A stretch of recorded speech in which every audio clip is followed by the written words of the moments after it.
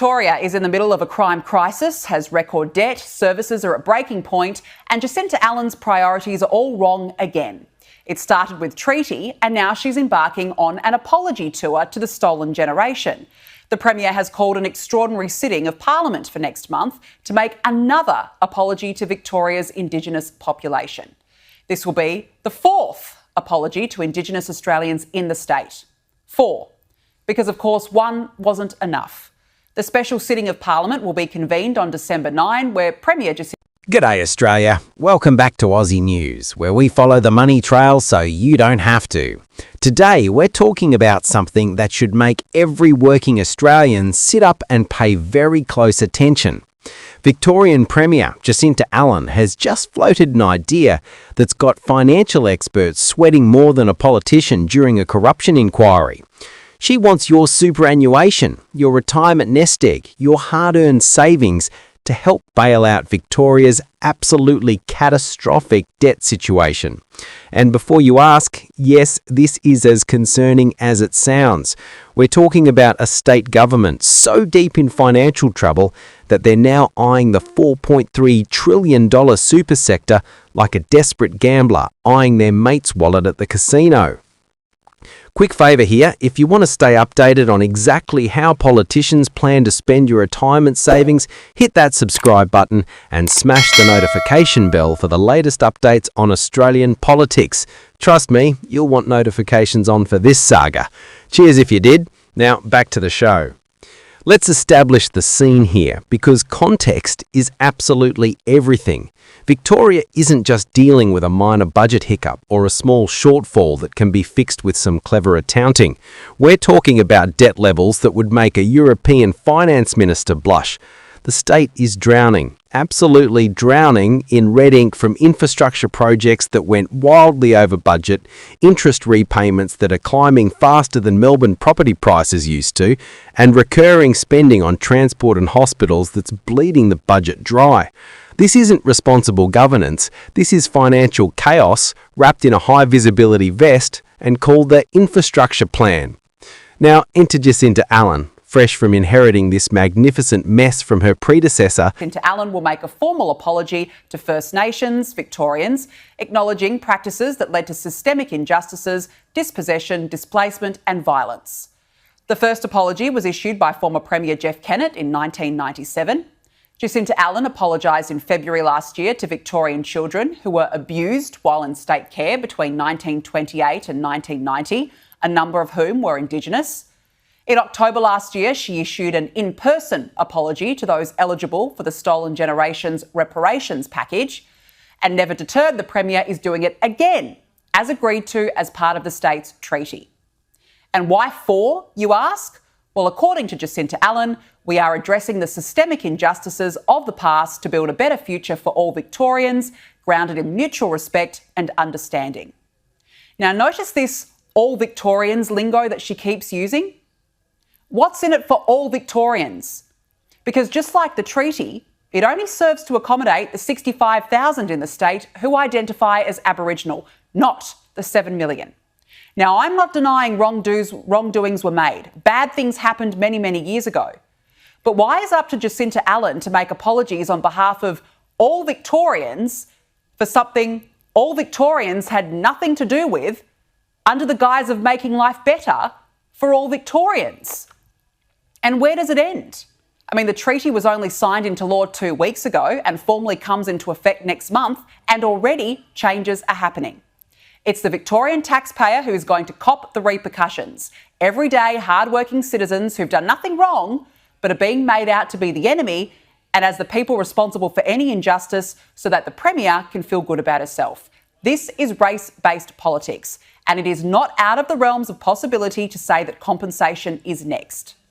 And what exactly is this latest apology going to achieve? Telling the Australian Financial Review that her government is looking to work with private investors. And when she says private investors, she specifically mentions the nation's superannuation sector, that $4.3 trillion pool of retirement savings that belongs to everyday Australians, teachers, nurses, tradies, office workers, everyone who's been diligently putting away a portion of their wages for retirement. Allan is essentially saying, hey, we've made some spectacularly poor financial decisions, run up enormous debt, and now we'd like access to your retirement savings to fund our next round of projects. The audacity is genuinely breathtaking. It's like crashing your car, writing off your credit cards, maxing out every loan you can find, and then asking your neighbours if you can borrow their savings because you've got this brilliant investment opportunity. Sure, they might never see that money again, and yes, you've proven you're terrible with finances, but trust us this time, it'll definitely work out. But here's where this gets really interesting, and by interesting, I mean potentially catastrophic for ordinary Australians. Super funds already invest in infrastructure projects. That's not new. Major funds have stakes in ports, airports, toll roads, and various other assets.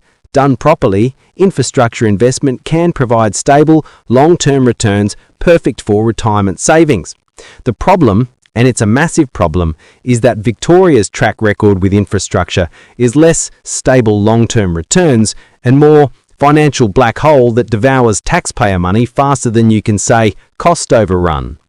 Let's talk about Victoria's infrastructure hall of shame, shall we? The Westgate Tunnel project, originally budgeted at $6 billion, is now expected to cost over $10 billion. The Metro Tunnel blew out from $9 billion to $13 billion. These aren't minor miscalculations. These are spectacular failures of project management, budgeting, and basic financial competence. And now the government behind these disasters wants access to retirement savings to fund more projects. What could possibly go wrong? Financial experts are ringing alarm bells louder than a smoke detector in a student share house. They're worried, genuinely worried about what happens when a debt-riddled state government starts viewing superannuation funds as an ATM for poorly managed projects.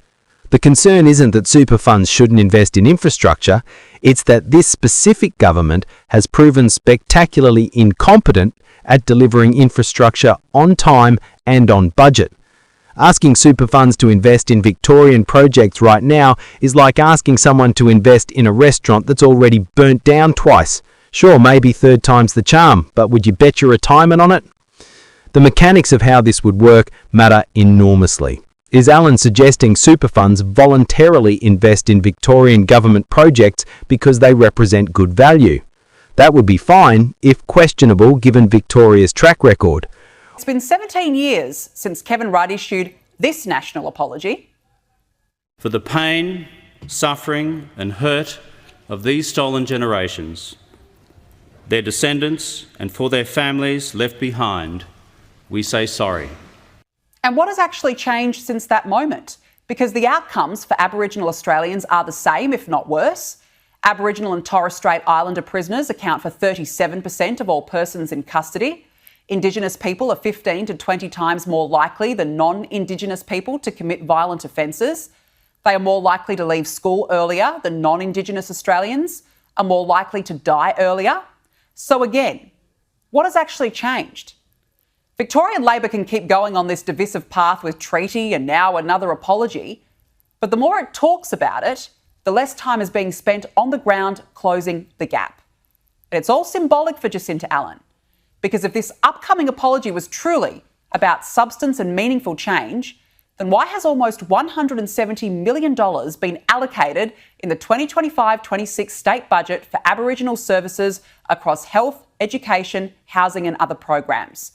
And that's on top of the $747 million spent in the 2022-23 financial year alone on those programs. How about Jacinta Allan start making life better for all Victorians and actually tackle issues that impact all Victorians? Labor governments love talking about superannuation as this sacred retirement savings system that must be protected at all costs. They campaigned on increasing the super guarantee, fought against coalition attempts to let people access their super early, and positioned themselves as the defenders of retirement savings. And now, a Labor Premier is essentially trying to redirect some of that super money towards state projects. The cognitive dissonance is extraordinary. Protecting your super is crucial unless, of course, we need it to cover our budgeting failures, then it's actually a valuable investment opportunity for your future. Let's also consider the broader implications if this becomes a trend. If Victoria successfully taps into super funds for state projects, every other state government will be watching closely. New South Wales has its own infrastructure challenges. Queensland is betting big on Olympics infrastructure. Western Australia might have mining royalties now, but economic cycles change. If super funds become the go-to solution for state government financial problems, we're fundamentally changing the relationship between retirement savings and public sector spending. And that change heavily favours governments and their political priorities over individual retirement security. The comparison to international examples is instructive here. Some countries have successfully used pension funds for nation-building infrastructure. Canada's pension funds are globally respected infrastructure investors. But those successes come with strict governance, commercial discipline, independent oversight, and governments that actually deliver projects competently. Victoria fails almost every one of those criteria. Asking Victorian super funds to back Allan's projects without those safeguards is less prudent investment strategy and more financial Russian roulette with someone else's retirement. There's also the question of alternatives. Why is accessing super funds the solution rather than fixing the underlying problems? Victoria could improve its infrastructure procurement processes to avoid massive cost overruns. They could implement tougher project management and hold contractors accountable. They could prioritise spending and cut lower value projects. They could improve productivity in service delivery to reduce recurring costs. All of these solutions require political courage and hard choices. Asking super funds for money requires neither. It's the path of least resistance, which should terrify anyone whose retirement depends on those funds making smart investment decisions. The timing of Allan's comments is particularly noteworthy. Victoria's debt situation is becoming increasingly desperate. Credit agencies are watching. Interest payments are eating larger portions of the budget. The state needs solutions fast. And rather than addressing the root causes, spending discipline and project delivery competence, Allan is looking for new sources of funding. It's classic political short-termism. Fix the immediate problem, worry about long-term consequences later, hopefully after you've left office. What makes this